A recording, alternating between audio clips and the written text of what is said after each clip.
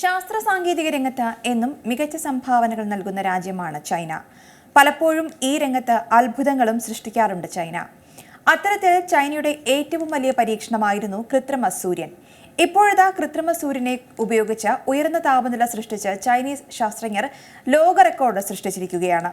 ചൈനയുടെ കൃത്രിമ സൂര്യൻ എന്നറിയപ്പെടുന്ന ന്യൂക്ലിയർ ഫ്യൂഷൻ റിയാക്ടറാണ് വീണ്ടും ലോക റെക്കോർഡ് സൃഷ്ടിക്കുന്നത്.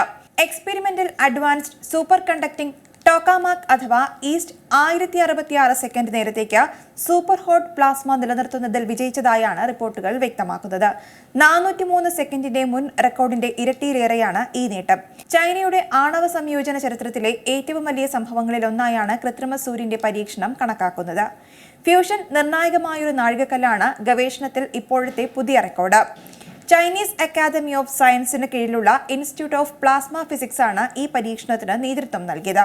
പ്ലാസ്മയിലെ താപനില 180 ദശലക്ഷം ഫാരൻഹീറ്റ്, അതായത് 10 കോടി ഡിഗ്രി സെൽഷ്യസ് 1066 സെക്കൻഡ്, അതായത് 17 മിനിറ്റ് കൊണ്ടാണ് കൈവരിക്കാൻ സാധിച്ചത്.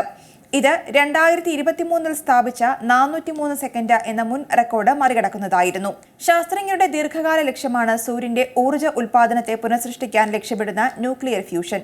എന്നാൽ 100 ദശലക്ഷം ഡിഗ്രി സെൽഷ്യസിന് മുകളിലുള്ള താപനില കൈവരിക്കുക എന്നതും അതിന്റെ സ്ഥിരമായ പ്രവർത്തനം നിലനിർത്തുകയും ചെയ്യുക എന്നത് എപ്പോഴും വെല്ലുവിളിയാണ്. അതുകൊണ്ട് തന്നെ 1000 സെക്കൻഡ് നേരത്തേക്ക് സിസ്റ്റത്തെ സ്ഥിരപ്പെടുത്തുന്നതിലൂടെ ഫ്യൂഷൻ സാങ്കേതികവിദ്യ മെച്ചപ്പെടുത്തുന്നതിൽ ചൈന സുപ്രധാന നാഴികക്കല്ലാണ് പിന്നിട്ടിരിക്കുന്നതെന്നാണ് വിലയിരുത്തൽ. സൂര്യനെ പോലെ ന്യൂക്ലിയർ ഫ്യൂഷൻ സൃഷ്ടിക്കുക, കടലിൽ നിന്നുള്ള ഡ്യൂറ്റീരിയം ഉപയോഗിച്ച് ശുദ്ധമായ ഊർജ്ജത്തിന്റെ സ്ഥിരമായ പ്രവാഹം പ്രദാനം ചെയ്യുക എന്നതാണ് പരീക്ഷണാത്മക റിയാക്ടറിന്റെ പ്രധാന ലക്ഷ്യം.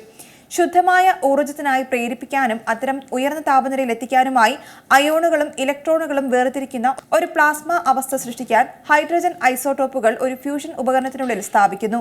ഈ പ്രക്രിയയിൽ അയോണുകൾ ചൂടാവുകയും ഉയർന്ന താപനിലയിൽ നിലനിർത്തുകയും ചെയ്യുന്നു.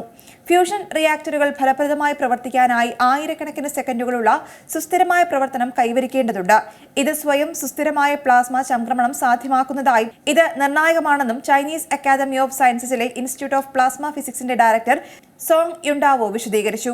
2006 പ്രവർത്തനം ആരംഭിച്ചതു മുതൽ ഫ്യൂഷനുമായി ബന്ധപ്പെട്ട പരീക്ഷണങ്ങളും ഗവേഷണങ്ങളും നടത്താനായി ചൈനീസ് അന്തർദേശീയ ശാസ്ത്രജ്ഞർക്കുള്ള ഒരു തുറന്ന പരീക്ഷണ വേദിയായി പ്രവർത്തിക്കുകയാണ് എക്സ്പെരിമെന്റൽ അഡ്വാൻസ്ഡ് സൂപ്പർ കണ്ടക്ടിംഗ് ടോക്കാമാക് അഥവാ ഈസ്റ്റ്. യഥാർത്ഥ സൂര്യനിൽ നിന്ന് ലഭിക്കുന്നതിനേക്കാൾ 8 ഇരട്ടിയോളം ഊഷ്മാവ് സൃഷ്ടിക്കാൻ കൃത്രിമ സൂര്യന് കഴിയുമെന്നാണ് നേരത്തെ തന്നെ തെളിയിച്ചിരുന്നത്.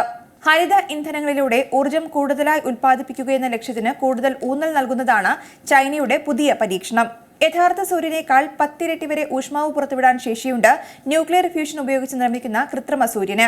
HL-2M ടോക്കാമാക് എന്ന് പേരിട്ടിരിക്കുന്ന ഈ ചൈനീസ് സൂര്യനിൽ നിന്നും 150 ദശലക്ഷം ഡിഗ്രി സെൽഷ്യസ് വരെ ചൂട് പുറത്തേക്ക് വരുത്തുവാൻ സാധിക്കും. സൂര്യനിൽ എങ്ങനെയാണോ ചൂടുണ്ടാകുന്നത് അതിന് സമാനമായ പ്രവർത്തനമാണ് ഹൈഡ്രജനും ഡ്യൂറ്റീരിയവും ഉപയോഗിച്ച് ഈ ചൈനീസ് സൂര്യനിലും നൽകുന്നത്. എന്നാൽ 15 ദശലക്ഷം ഡിഗ്രി സെൽഷ്യസ് മാത്രമാണ് യഥാർത്ഥ സൂര്യന്റെ ഊഷ്മാവ്. ചൈനയ്ക്ക് പുറമെ സ്വന്തമായി കൃത്രിമ സൂര്യന്മാരെ നിർമ്മിക്കാനുള്ള പരീക്ഷണത്തിലാണ് ഇന്ന് പല രാജ്യങ്ങളും. നിയന്ത്രിതമായ അളവിൽ ന്യൂക്ലിയർ ഫ്യൂഷൻ ഉപയോഗിച്ച് ഹരിത ഊർജ്ജം നിർമ്മിക്കുകയെന്ന ലക്ഷ്യത്തിലാണ് സമാനമായ പദ്ധതികളുമായി രാജ്യങ്ങൾ മുന്നോട്ടു പോകുന്നത്. 1998 കൃത്രിമ സൂര്യൻ നിർമ്മിക്കാനായി ചൈനീസ് സർക്കാർ ആദ്യമായി അനുമതി നൽകുന്നത്. എന്നാൽ അന്ന് തയ്യാറാക്കിയ പദ്ധതിയിൽ കൃത്രിമ സൂര്യന്റെ വലിപ്പവും ചൂടിന്റെ അളവും കുറവായിരുന്നു. കേവലം 60 സെക്കൻഡ് മാത്രമാണ് അന്ന് സൂര്യന് പ്രവർത്തിക്കാൻ ശേഷിയുണ്ടായിരുന്നത്. എന്നാൽ ഇപ്പോഴത്തെ കൃത്രിമ സൂര്യന് 11 മീറ്റർ ഉയരമാണുള്ളത്. 360 ടൺ ഭാരമുള്ള കൃത്രിമ സൂര്യന്റെ ചൂട് 120 ദശലക്ഷം സെൽഷ്യസ് ആയിരിക്കും. 1 ലക്ഷം സെക്കൻഡ് സമയമെങ്കിലും ഈ ചൂട് നിലനിർത്താൻ സാധിക്കുമെന്നാണ് ഗവേഷകരുടെ വിലയിരുത്തൽ. ഏറ്റവും പുതിയ വാർത്തകളും വിശേഷങ്ങളും വിരൽ തുമ്പിലറിയാൻ സീ മലയാളം ന്യൂസ് എല്ലാ ഡിജിറ്റൽ പ്ലാറ്റ്ഫോമുകളിലും ലഭ്യം.